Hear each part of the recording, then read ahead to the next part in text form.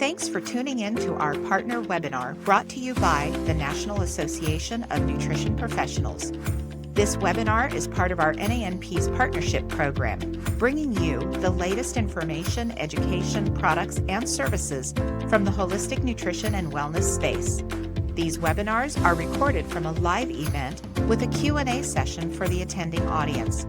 We hope you find this information useful and consider including our partners and their offerings in your life. Hi, everyone, and welcome to today's webinar featuring Designs for Health with Dr. Oscar Coetzee. I am your host, Tiffany Perry, Development Specialist for the NANP. These webinars are recorded and can be viewed by registrants. We will send you a link to the webinar recording later this week. We do ask that you would please hold your questions until the end so Oscar can get through all his content. Before we begin, just a quick reminder that this session is NANP intellectual property and may not be recorded or redistributed. You've already heard the video disclaimer, and you're welcome to review the written vision as well. Let's get started. Today we present novel anaerobic Keystone strain Commensals probiotics, the missing link in revolutionizing gut health. Dr. Oscar Coetzee has over 25 years of experience in psychology and nutrition and is currently serving as the VP of Clinical Education and Practitioner Support at Designs for Health. His academic credentials include faculty positions at Georgetown Medical School, Notre Dame University, and the University of Bridgeport. Born and raised in South Africa, Dr. Coetzee's educational background includes bachelor's degrees in criminology and psychology, master's degrees in psychology and human nutrition, a PhD in holistic nutrition, and a doctorate of clinical nutrition. He is recognized as a pioneer in nutritional science, focusing on metabolic syndrome, intestinal permeability, type 2 diabetes, sports performance, and chronic inflammatory diseases. His work is motivated by profound commitment to revolutionizing patient care through integrated health strategies. Welcome, Oscar, and thank you so much for joining us today.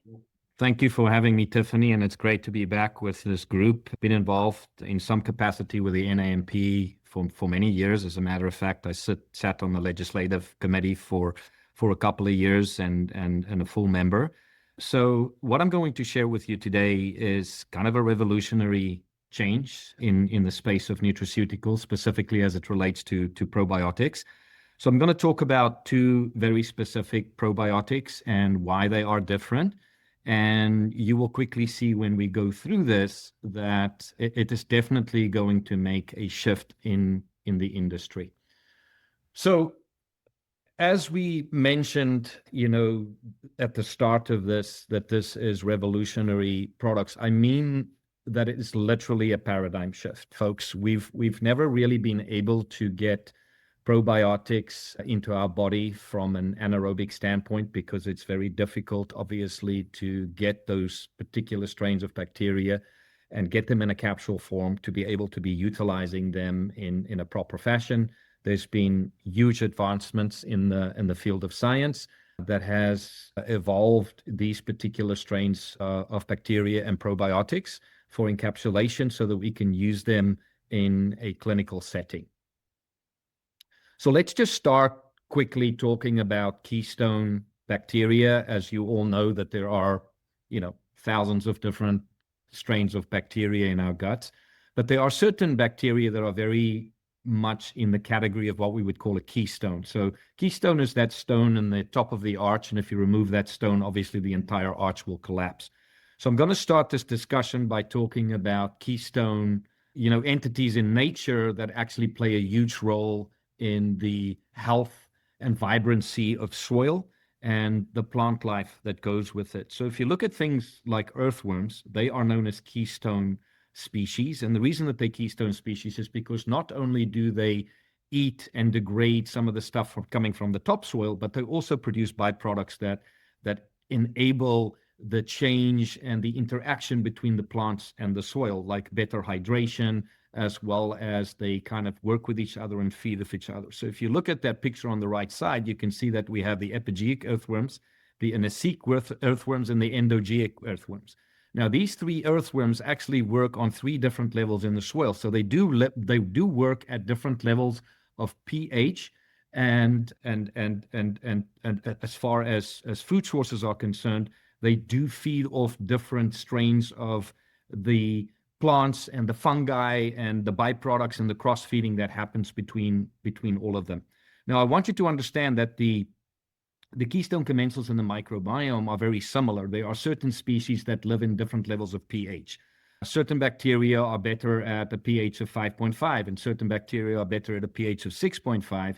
And anytime you disrupt that, you are changing the pH where those particular strains of earthworms or bacteria live, then it's going to clearly have an effect on their vibrancy and assistance in keeping that environment to a functional level.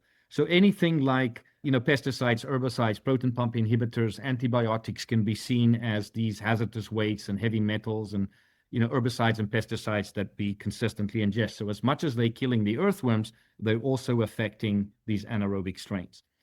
Now, where this becomes very interesting to discuss is we need to look at the changes in the human gut microbiome from an evolutionary standpoint. So many moons ago, people used to have, if you look at the picture at the top, they used to have worms in their gut, right? And they used to have these things called protists. And these protists were these little ubiquitous aquatic-driven strains of microbes that lived in our guts harmoniously, and they actually contributed to the oxygen production and the nutrient cycling. But because of our sterilization and our approaches to removing all worms out of our gut, we've become a little bit sterile, right? So if you look at the picture at the bottom, you can see that we no longer have the protists and we no longer have these helmets or these worms in our guts. And this has now created something that we call a niche space. So there's a space in your gut that's opened up because of the lack of these other strains of worms and bacteria that now can be open for opportunists to overgrowth, pathogens to get in there, or commensals to maybe grow and crowd out the bad guys.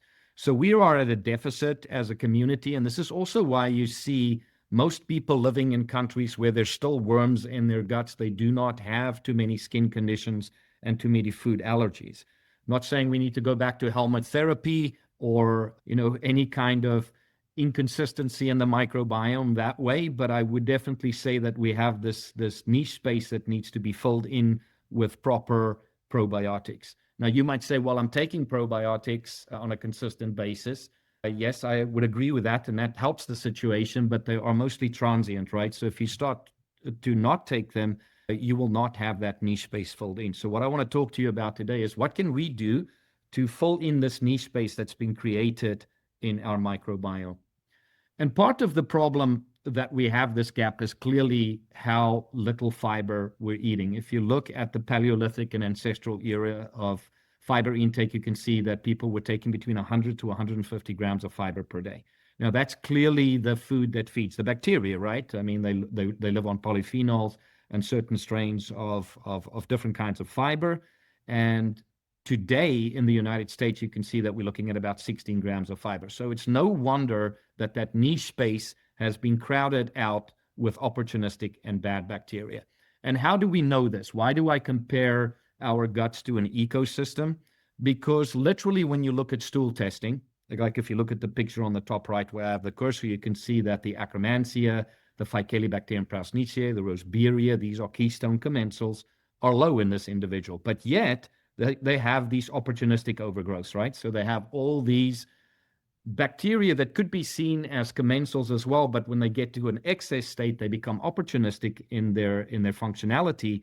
Now we get all sorts of food sensitivities, histamine reaction, bloating, distension, small intestinal bowel overgrowth, because these opportunistic bacteria are now filling in that niche space. So you can see that the commensals are low, the Keystone commensals are low, but these opportunists are overgrowing.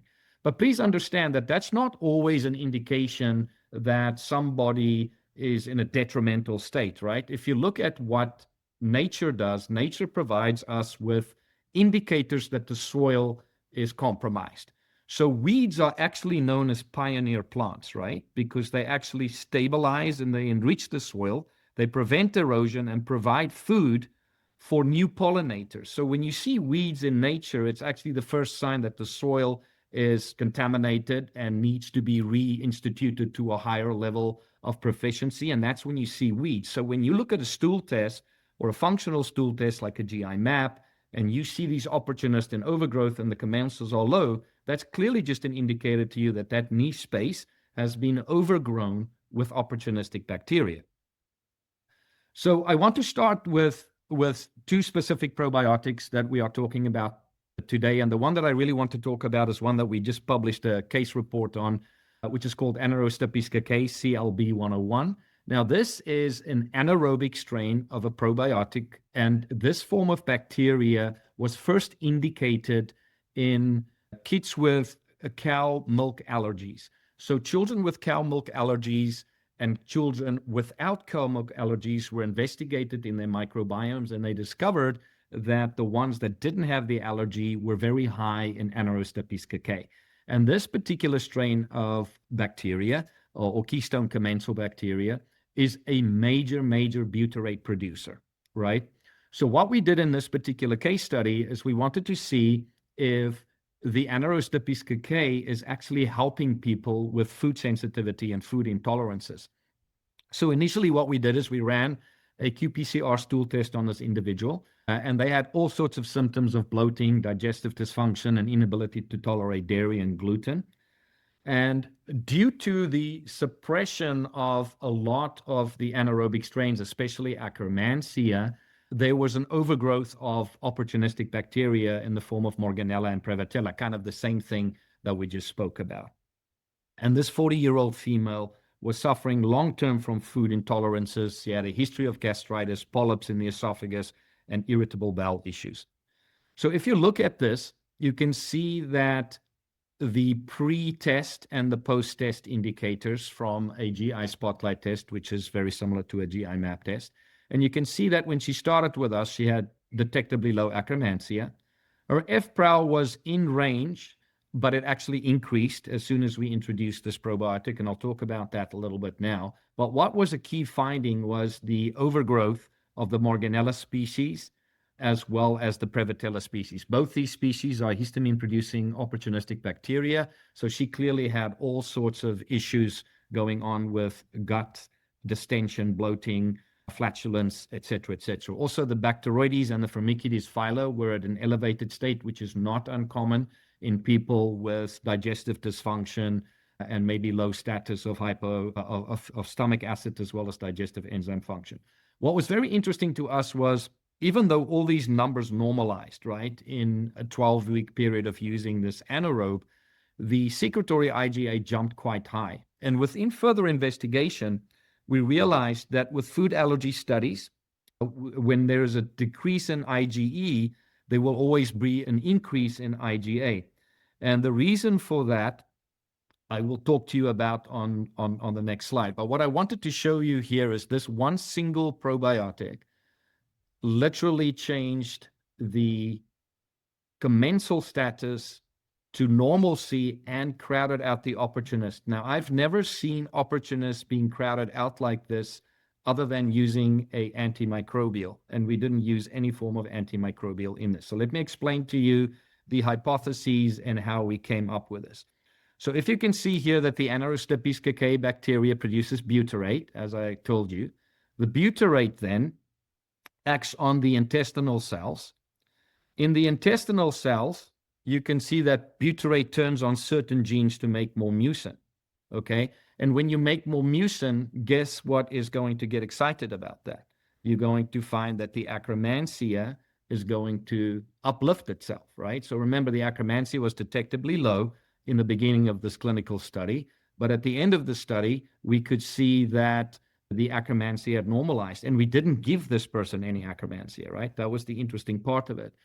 So at the end of the day, when the Akkermansia is coming alive, so to speak, it's going to produce more byproducts that is going to feed the anaerostipes again. So you have this cross-feeding cycle between these anaerobes that is clearly indicative of a feeding cycle that is beneficial to you as well as to the outcome of the status of the microbes in the gut from a standpoint of optimization.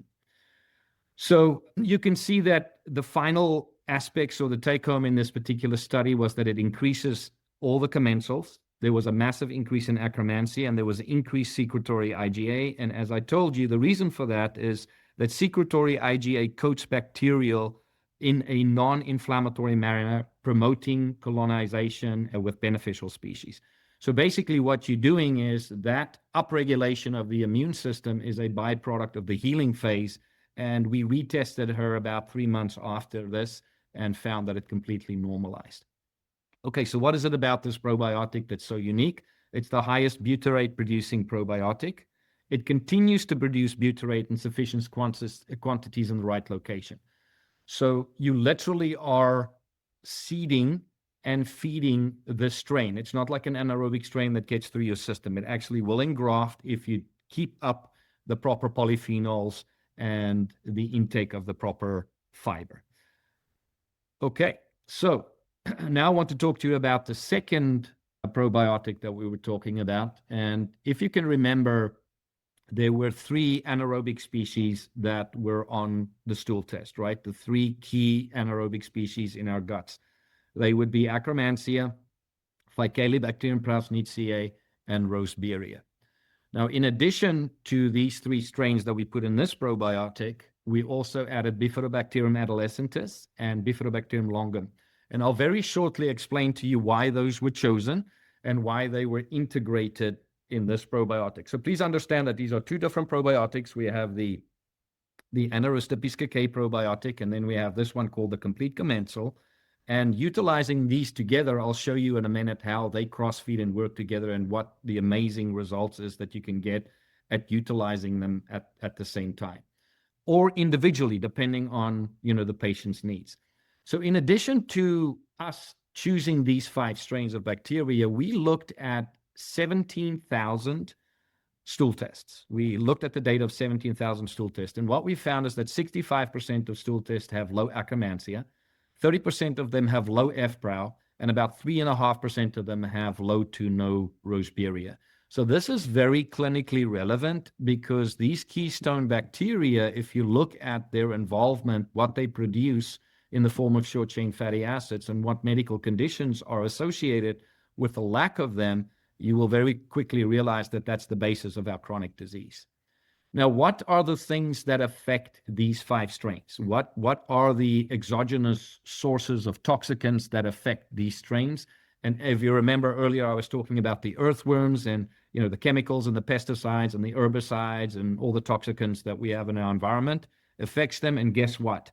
The same thing applies here. I'm not going to go through all of this, but if you look at Akkermansia, F-brow, Roseberia, Bifidobacterium, you can see that high-fat diets can affect this. High animal protein diets can affect this. Now, you might say, well, what about a keto diet? What about a carnivore diet? Yes, they will affect these microbes to the negative because you're not giving them anything to feed off, right?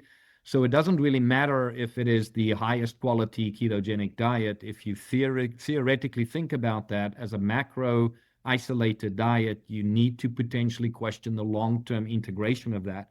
To me, ketogenic diets are very, very effective as a short-term intervention for, whatever you're trying to achieve with epileptic patients or people that you want to get into a state of ketosis to enhance metabolism. But long-term exposure to these particular protocols could actually be problematic. And the same can be said for low fiber and low FODMAP diets. I know that we're always about putting a person on a low FODMAP diet with small intestinal bowel overgrowth, but you're really not fixing anything. You're just improving the symptomology, right? The only way that you can truly say that you've had positive results with patients in gut-related issues is if you can have them eat pretty much anything without a side effect. Then you know that you've achieved the goal. But in addition to this, you can see that chemotherapy plays a role here, antibiotics, lack of fiber, magnesium deficient diets, sucralose, artificial sweeteners, glyphosate, and the list goes on. So I want to go over this. The key thing about these particular strains is not so much the individual strain, but what they produce, right? They produce short-chain fatty acids. So if you look at these very relevant keystone bacteria, I want to go over with you quickly and what they produce and what they produce, how it affects and works with the other categories. So when we eat a lot of polyphenols, fructooligosaccharides, inulin, and resistant starch, so that's the higher fiber category. you're going to stimulate the growth and the increase of Akkermansia and Bifidobacterium longum and Bifidobacterium adolescentis. They love those forms of fiber, okay? Now, what they produce is acetate, right? Acetate is a short-chain fatty acid, and as you might know or might not know, acetate is about 60% of all short-chain fatty acids produced, and then the other 20% or the other 40% would be butyrate, to go with propionate, right? But when we focus on acetate, what exactly does acetate do for us? Well, we're producing as much acetate as we have because it enters the Krebs cycle, right? It's acetyl CoA. So that actually enhances our body's mitochondrial function and optimizes our, energy and ATP production. So it's a key component of that. In addition to that, this is used by Faecalibacterium, Parasmithia, and Roseberia. Now, isn't that interesting? The byproduct that the Akkermansia, Bifidobacterium, and the other adolescents and longum produce, the acetate, is utilized by F-Prau and Roseberia. So there's your 5 strain of probiotics. So in addition to that, when we're looking at acetate, acetate is also highly involved in the stimulation of secretory IgA in the gut. So it is really the main player in stimulating the immune system in the gut. So we have 3 strains of the 5 strain that produces acetate, helps us to enter the Krebs cycle, so it helps metabolism, and this is why you find that Akkermansia is so touted in the GLP-1 and metabolism category. It's also used by the other 2 strains, so we're creating not only the products that they're producing, but also cross-feeding each other and boosting the immune system. Now let's go look at Akkermansia by itself. So again, polyphenols, inulin-resistant starch feeds the Akkermansia. Akkermansia also produces propionate. And this is why it's so important not to have low Akkermansia, because it's the acetate and propionate producer, right? In addition to that, this propionate is also going to enter the Krebs cycle at propionyl CoA. So this is another entry point of energy for the Krebs cycle. And then finally, it also activates certain receptor cells on the epithelial layer called the GPR41 and GPR43. These are G protein receptors. Histone deacetylase, as well as T regulatory cells and dendritic cells. So you can see that there's a connection here between the immune function, and this GPR41 and 43 is highly correlated to GLP-1 production endogenously in the gut. So what am I saying? I'm saying that Akkermansia produces propionate. Propionate helps us in the immune system. It helps us in our expression of endogenous GLP-1 production. So if people are low in Akkermansia, you are going to have them more prone to metabolic conditions and maybe obesity. Now let's look at the ones that produce butyrate. So we have, again, fructooligosaccharides, galactooligosaccharides, inulin, and resistant starch. They're feeding the F-Prau, the Roseberia, and the Anaerobic KK, the probiotic that we spoke about earlier. They produce butyrate, okay? Butyrate is involved with everything to do with tight junction and permeability. This is why the patient that we spoke about with the case report that we published had improvement in her sensitivities and food allergies without removing the foods, because we fixed the tight junction problem and the permeability problem. In addition to that, butyrate also stimulates a GPR109A receptor, which is actually a tumor suppressive activator. It activates the dendritic cells. It lowers interleukin-6 and tumor necrosis factor alpha, which are inflammatory cytokines. So you can see that it has a major role in food allergies, right? And then it enters the Krebs cycle as well for better ATP and energy production. Now, in addition to that, I wanted to isolate a little bit also the Bifidobacterium longum and adolescent species. They produce lactate as well. And how that ties into the Anaerobic and Roseberia is that they love lactate. Anaerobic KK loves lactate. So lactate that you have produced by these bacteria is not something that is seen as a waste product. It's literally feeding the Anaerobic and the Roseberia, which are both butyrate producers. And in addition to that, it also enters the Krebs cycle. So I know this is a lot of, biochemistry and techno discussions, but I wanted to just indicate to you how these strains work with each other, how they feed off each other, and how they interplay with each other. Now, the question that you might have in this particular category is, okay, so where do these strains come from, right? What makes them unique? So as we all know, that fecal microbial transplants are very successful in people that have, C. diff in hospitals. So I want you to take the mental image and all the consequences from a positive and a negative side about talking fecal microbial transplantation. So the first one that I want to talk about is, yes, there's success in it, but the second part of the fecal microbial transplant is that there is potential side effects, right? And they would never use it in an immunocompromised patient because of maybe all the other byproducts and toxins that could come from the fecal microbial transplantation. So in comes something new called microbial ecosystem technology or microbial ecosystem transfer. And this basically, in layman's terms, through a process of lyophilization, is the extraction of only those strains of bacteria without any of the yuckiness, right? So, I mean, that's the simplest that I can put it.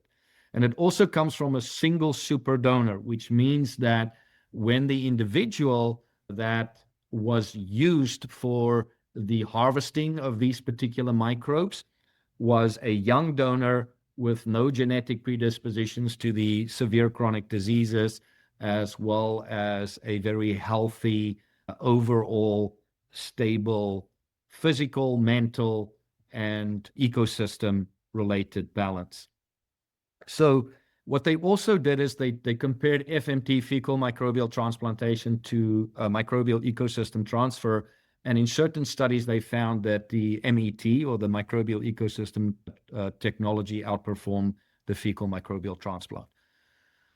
So how did we discover which of these 5 strains we wanted to use? So there is a very unique group of scientists up in Canada that use this very unique system called a RoboGut, which is a mechanical system that can model the human colon, and it can kind of mimic the human colon by adding pH, changing pH, adding oxygen, deducing oxygen, and getting a system that we can kind of mimic what's going on in the human microbe.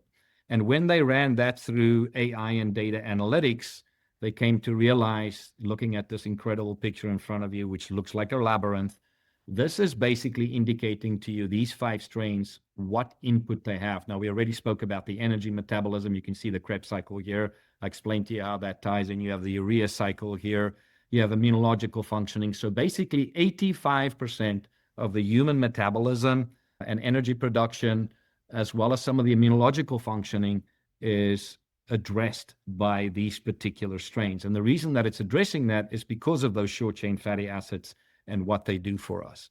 Now, I want to go into each one of these individual strains a little bit for you so you can get a better understanding of exactly how important they are and why they're so important. And I'm going to extract one particular thing from each one of them so you can see the uniqueness. You can obviously understand that when you put 5 strains together from a single donor, those strains have already worked together, right? They're coming from the same community. They're not from different donors. That makes a huge difference, right? From the standpoint of their activity and their ability to work efficiently together. So Akkermansia by itself is involved with stem cell production, goblet cells, and I'll go into that a little bit right now. Paneth cells, it receives vitamin B12 analog from cross-feeding. It interacts with free fatty acid receptors. It's involved with lipid metabolism, tight junction and permeability. It's involved with the kynurenine pathway, which is really how we convert tryptophan to serotonin, or the other pathway can actually make it neurotoxic. So it helps to regulate that. One of the key things that it does, it produces GLP-1 endogenously for us, and it's involved with several immunological functioning. So you can see it's a multifactorial aspect. Now, if you take in consideration that 65% of the population are deficient in Akkermansia, this explains a lot in our community. But what is really the most interesting thing for me about Akkermansia muciniphila, and the reason that it's called muciniphilia, is because it eats mucin, right? So the interesting thing is when it's degrading this mucin, The products that are produced because of this degradation stimulate something called an LRG5 stem cell. And then this activates progenitor cells that produces new goblet cells. Now, just think of that. Just think of what I'm saying. I'm saying that a microbe in your gut eats something that you have, the mucin. Its byproducts then stimulates a stem cell receptor, and then that creates a new goblet cell. So effectively, this bacteria is helping you make new cells in your body. So how can we not look at this strain of bacteria as part of us, right? And this is why I want you to remember that Keystone commensal probiotics are literally like an accessory organ system, right? They're literally part of you. And if you don't have that, you cannot produce the new goblet cells, which holds the mucin that feeds the Akkermansia. So these bacteria are so advanced in their ability to sustain life that they figured out ways to utilize it and feed themselves, right? Now, this in addition to the fact that it's producing acetate and propionate. Let's talk about Faecalibacterium prausnitzii. So remember I told you that Faecalibacterium prausnitzii is about 35% people don't have it. It's also one of the most abundant species when it comes to quantity in the gut from the Keystone commensal standpoint.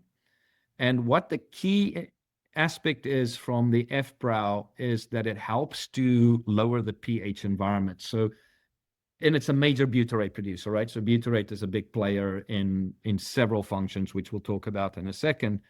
But I think the most important thing that you need to take away from this, it helps with the pH environment. And remember earlier in the lecture, I mentioned to you that different strains of bacteria live in different pH environments. So F-Brow seems to have the ability to kind of regulate a little bit of those pH environments.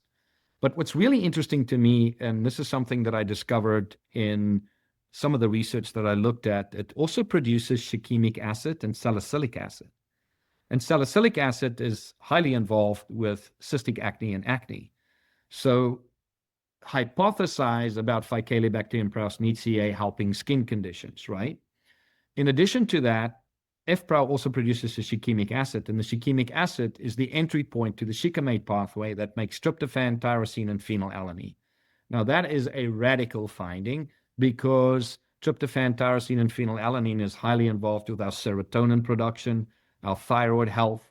So the downstream effect of that is dramatic. And the thing that destroys the shikimate pathway more than anything is glyphosate or herbicides because it chelates the manganese out of that pathway. So you really have something in the form of bacteria that's feeding the pathway that makes aromatic amino acids in your gut. That is an incredible find for a probiotic. So am I saying that Faecalibacterium prausnitzii has a strong involvement potentially with mental health? Yes, 100%.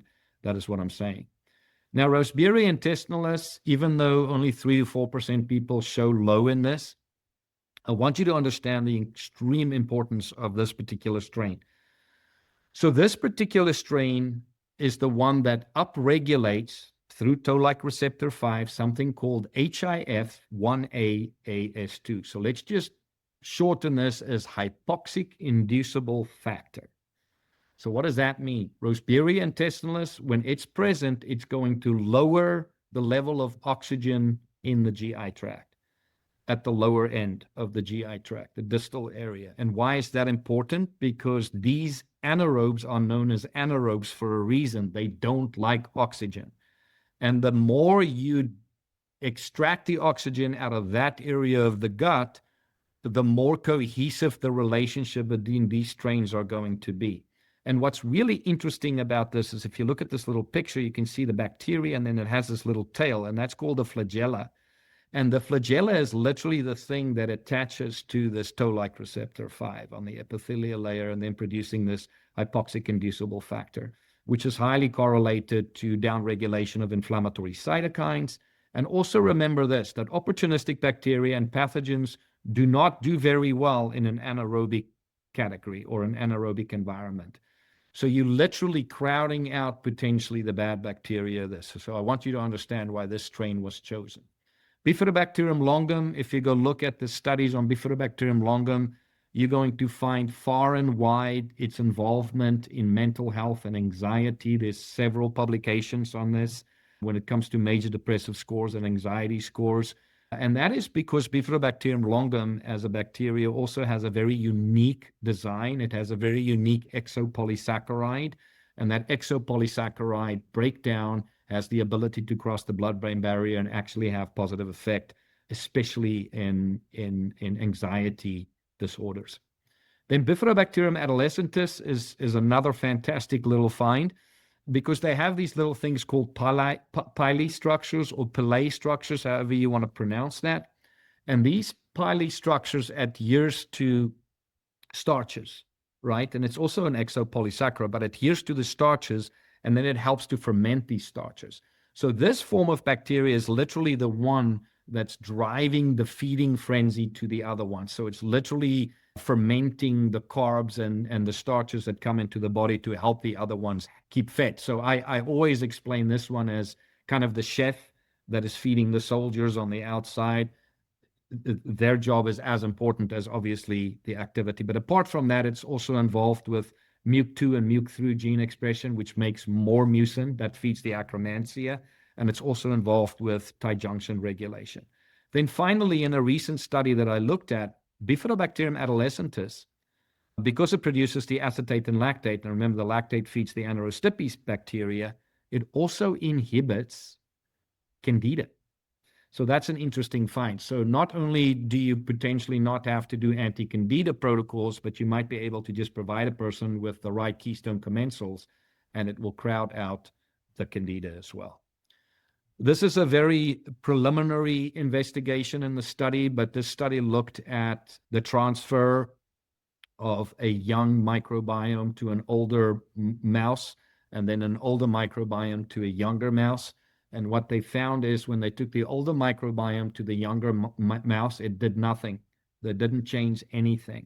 But when they took the younger microbiome to the older mouse, it radically changed the environment of the microbiome for that older individual. So you could probably hypothesize or postulate for future research that younger microbiomes might be the first step into anti-aging and longevity. Now, this slide, before we go into the last little discussion for today, which will be something totally different, I wanted to show you the summation of everything we spoke about. So if we go at the top here, we can see that propionate, which we spoke about, remember propionate is produced by Akkermansia, stimulates the GPR 43, 41, and 109 receptors, and there they are. This is your epithelial layer. These are the receptors. These are immune cells. See wherever they are, okay? You can see that it inhibits histone deacetylases, promotes the differentiation of T regulatory cells, and additionally, propionate can regulate neutrophil and dendritic cell activity. So if a person is low in Akkermansia, they're going to be low in immunity, right? They're going to be low in immune stimulation. The GPR 109 protein coupled receptor for bacterial fermentation product butyrate and functions as a tumor suppressor in the colon. So it actually has tumor suppressive effect, butyrate, right? Butyrate strengthens the mucosal layer. Butyrate increases the concentration of the tight junctions, as we already spoke about, so it helps with the food allergies. If you can remember, I spoke about acetate. Acetate plays a significant role in the regulation of immunoglobulin A production in the gut. It increases the immunoglobulin A production in the colon, so it stimulates the immune function in the gut. Let's see what else butyrate does. It restricts the activation of human natural killer cells. It inhibits the mast cell degranulation, which is the reason that it's so effective in allergies. Butyrate reduces the production of pro-inflammatory cytokines.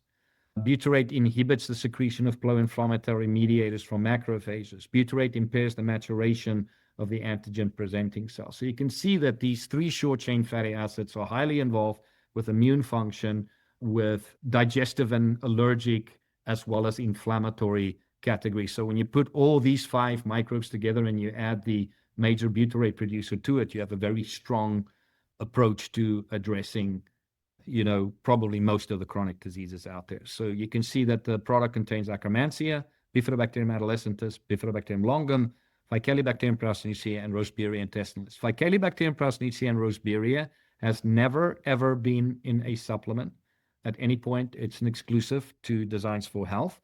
And the reason for that is multifactorial. You know, it hasn't been that easy to extract these particular strains of bacteria.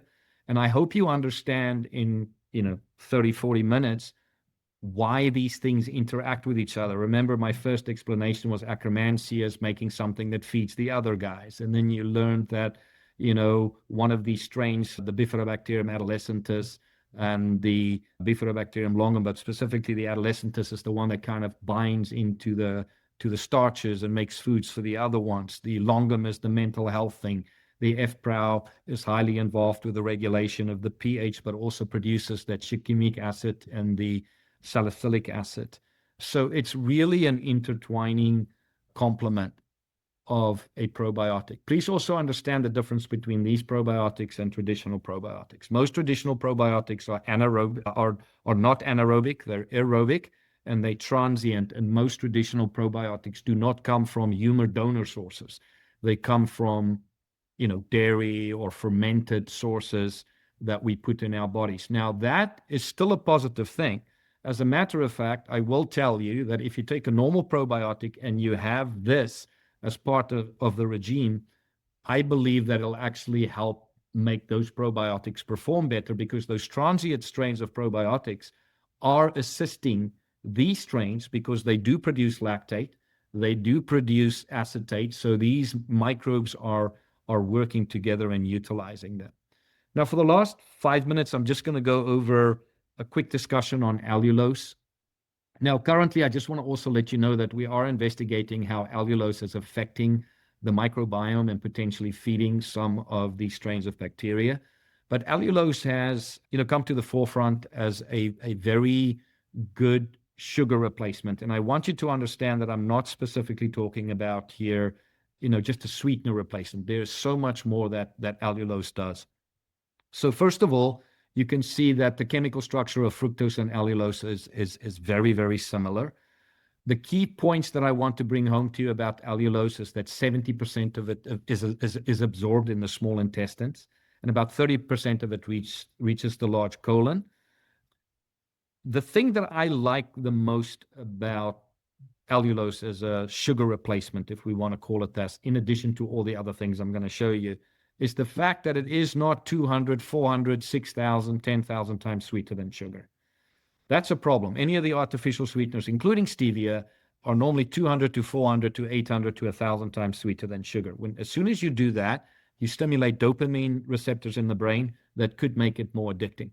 Allulose is 70% the sweetness of sugar, so it's a little bit less sweet than sugar. And you could literally use allulose as a replacement for sugar when you're baking and cooking. Now, why is this relevant? Because it has been shown to really affect postprandial blood glucose levels quite considerably. So if you look at this study on 121 Korean subjects, a group of them took sucralose, a group of them took low-dose allulose, 4 grams twice daily, or high-dose allulose, 7 grams twice daily, given as drinks before or after meals. And you can see that there was improvement in weight loss in the high allulose group and in low allulose group compared to the sucralose group. And then also the abdominal fat changes through CT scans were indicating improvement when you looked at the allulose group. So it clearly has some positive effect when it comes to weight loss. This was the study that really blew my mind a little bit. They gave allulose to some type 1 diabetics. It's a very small study. But what they found is that, as a summation from the study, is that in type 1 diabetics, the postprandial insulin requirements reduced by 294%, right? So that is a pretty radical change.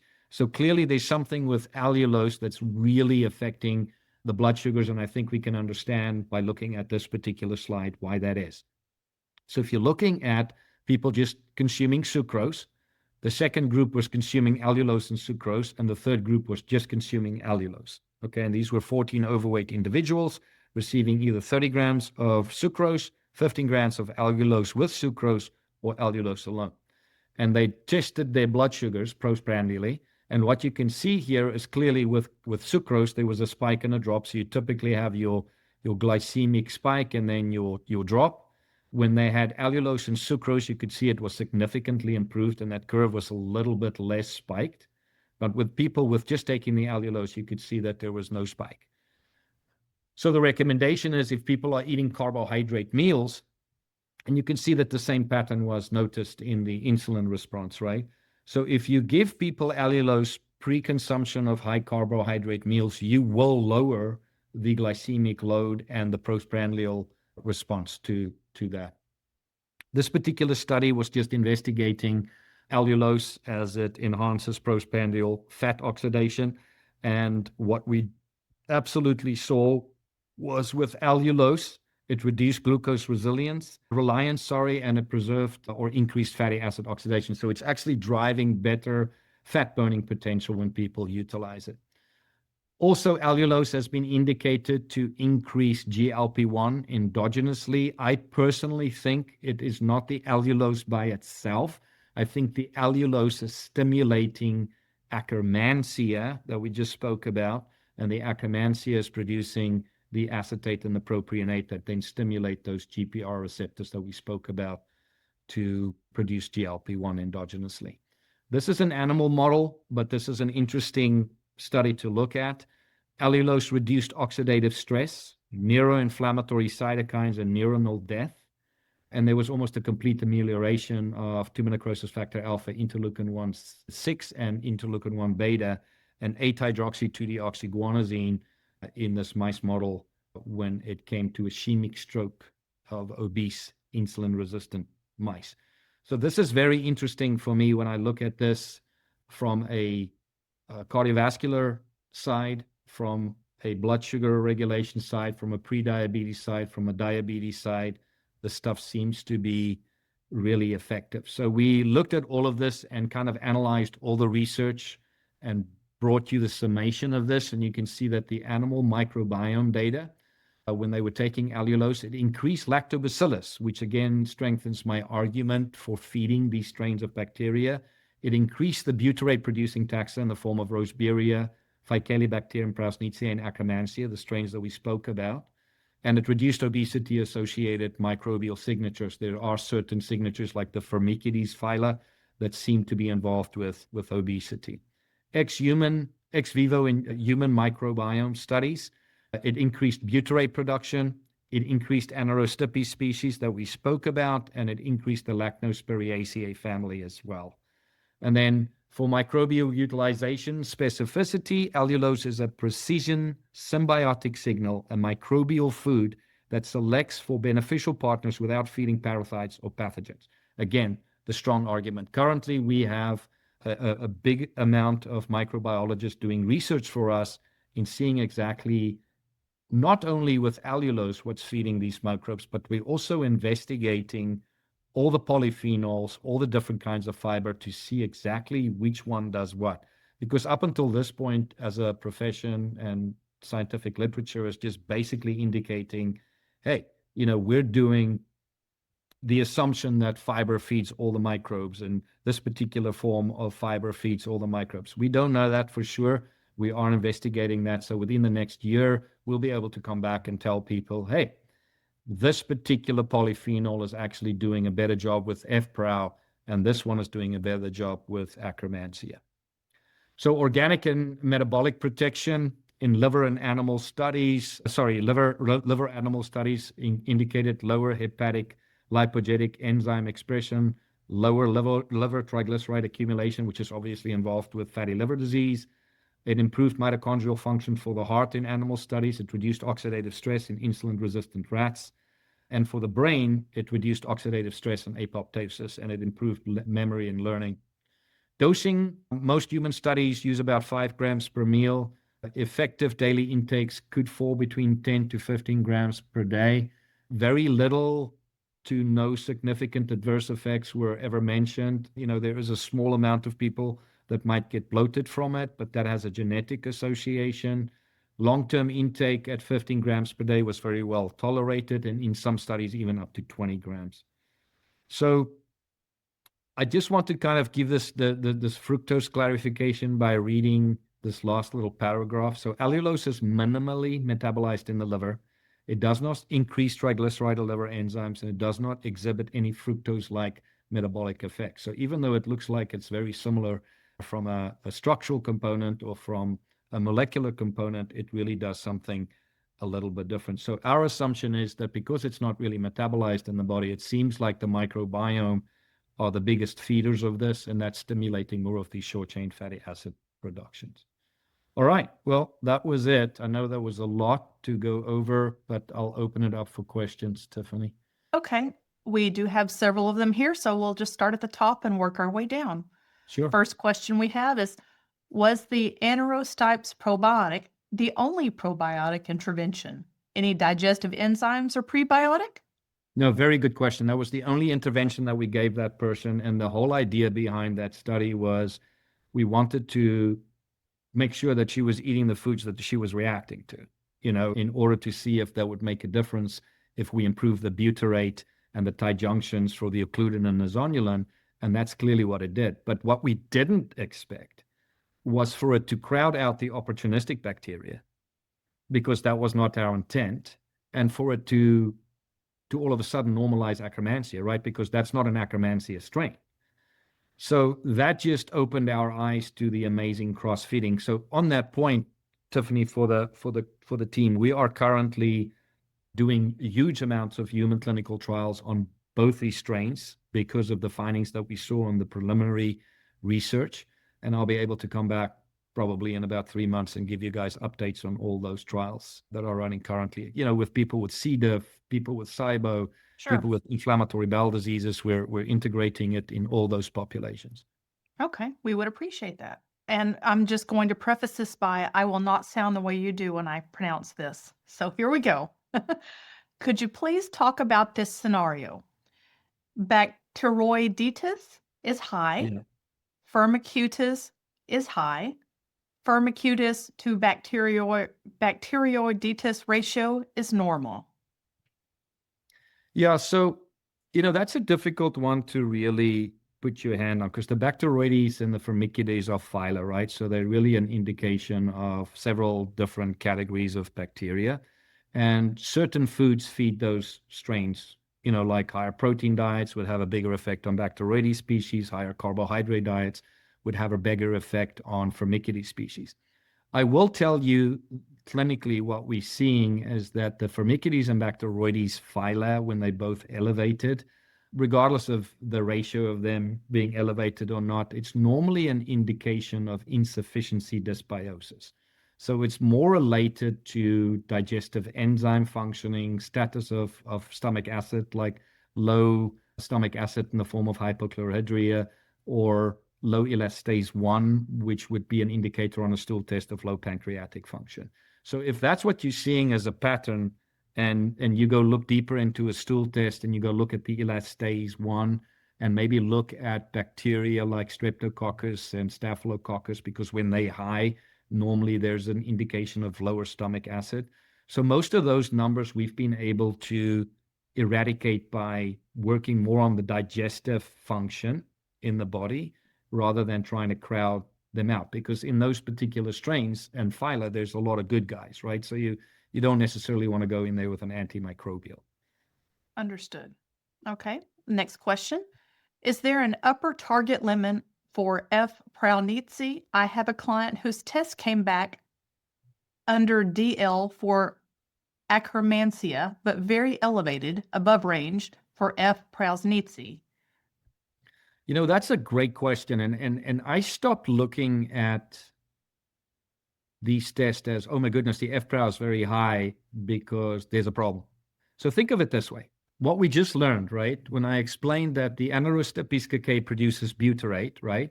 The butyrate then stimulates the cell on the epithelial layer that expresses genes that make more mucin that then feeds the Akkermansia. So understand that Faecalibacterium prausnitzii is a big butyrate producer. So in my opinion, the body is trying to fix the problem. The FPRA is high because it's trying to make more butyrate to stimulate that process to make more mucin to feed the Akkermansia. So generally with a person like that, I would recommend that you do the complete commensal, because one thing that we have seen is that when you put the single donor strain into a human gut, we don't see FPROW going off the charts because it's containing. You're giving it that cohesive balance so it sorts itself out. FPROW being high isn't super common, but I would definitely say it's a compensation mechanism. Okay. Next question we have here starts out by saying excellent information. Which spotlight test was used in the Anaerobic case study? Also, on the SCFA side, several of the strains benefited from resistant starch. Yet on the previous slide, resistant start IV had a negative effect on the Commensals strains. Can you elaborate on the resistant start IV?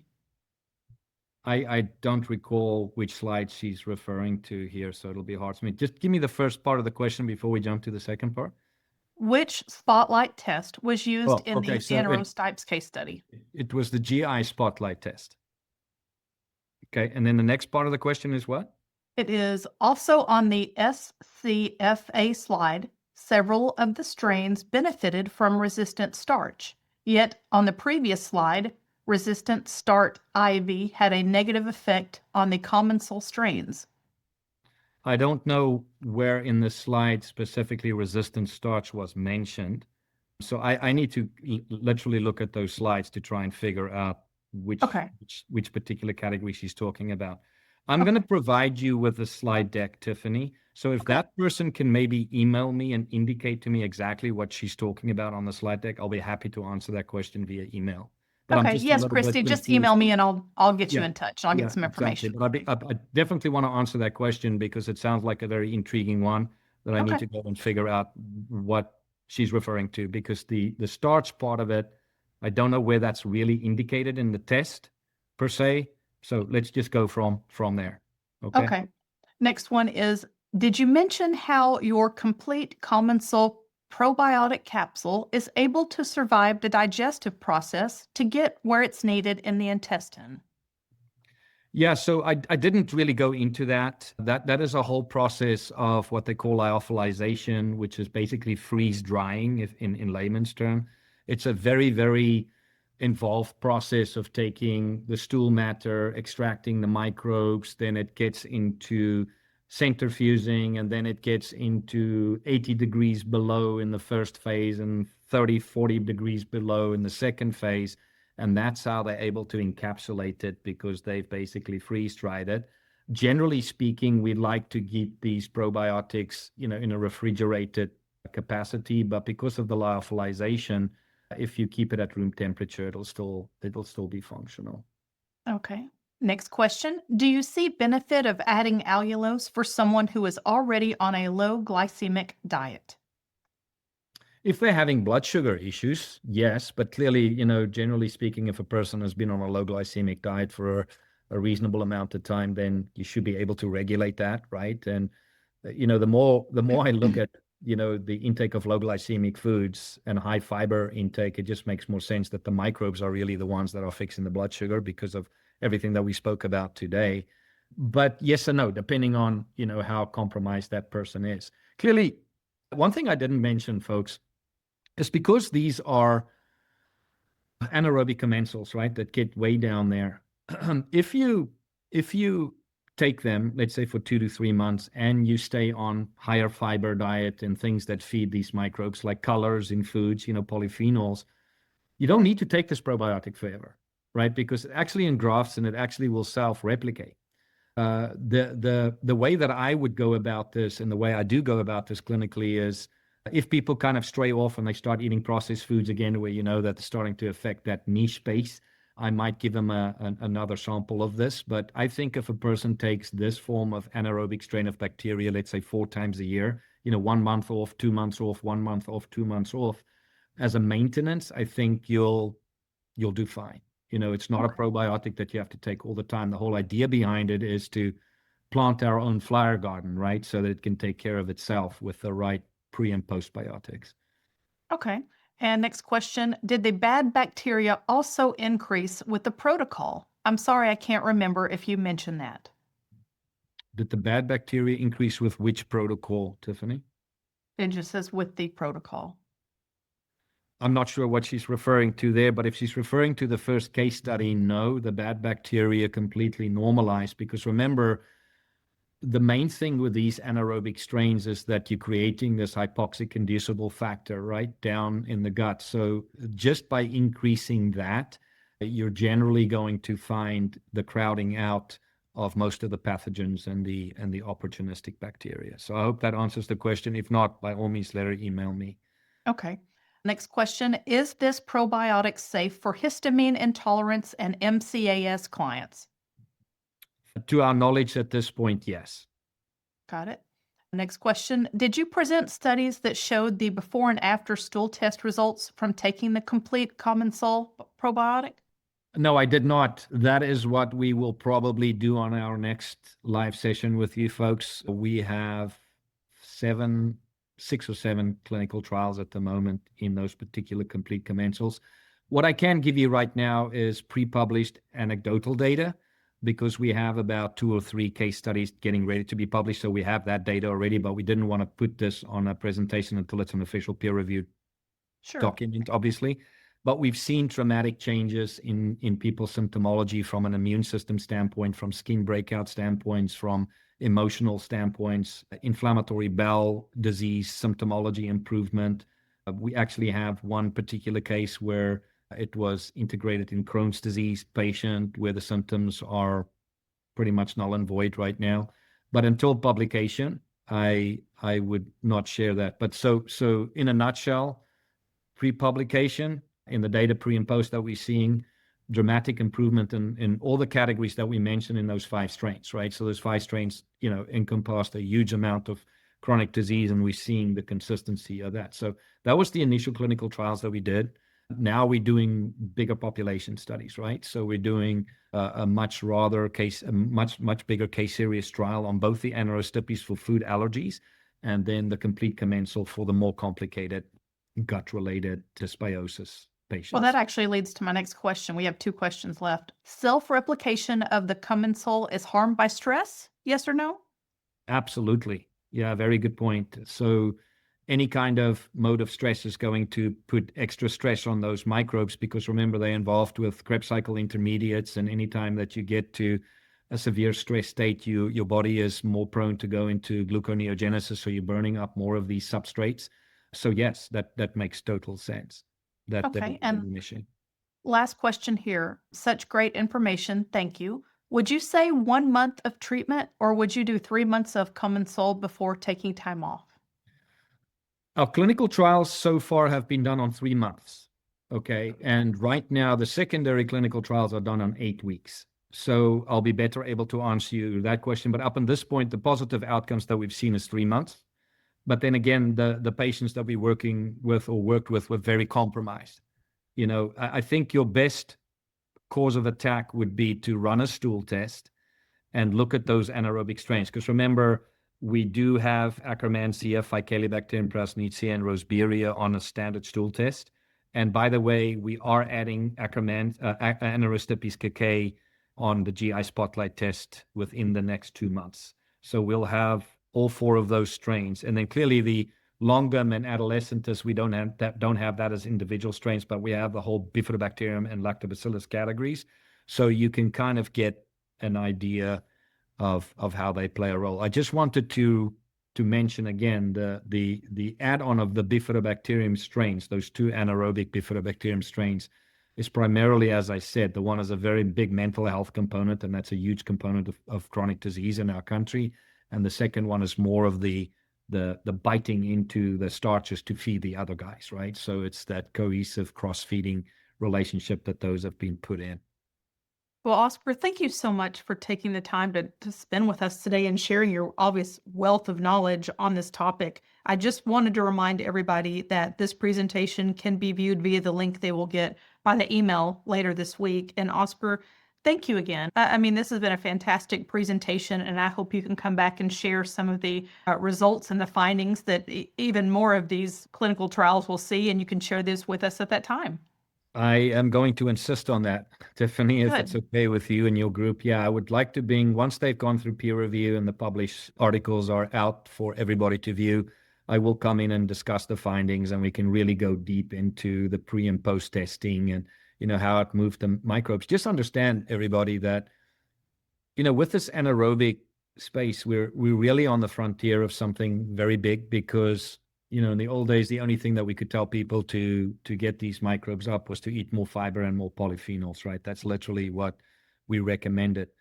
With the ability to now give it to people and engraft it into people, I think as a baseline, it's a really good approach for chronic disease. And you don't have to have all three of those strains low to use the complete commensal. They work synergistically.